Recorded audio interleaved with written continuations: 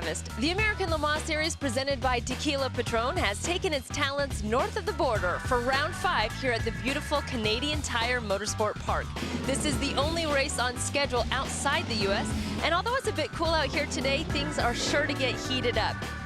This historic track is known for its dangerously high speeds and its unforgiving attitude.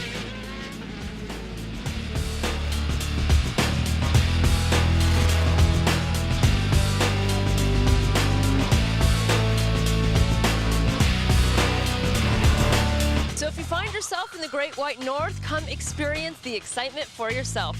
Otherwise, the action starts on ESPN 3 with our live qualifying show on Saturday, July 21st at 3:15 Eastern. The live race broadcast begins on Sunday, July 22nd at 1 p.m. on ESPN 2. And as always, you can catch the live stream on ESPN 3 beginning Sunday at 11:45 Eastern.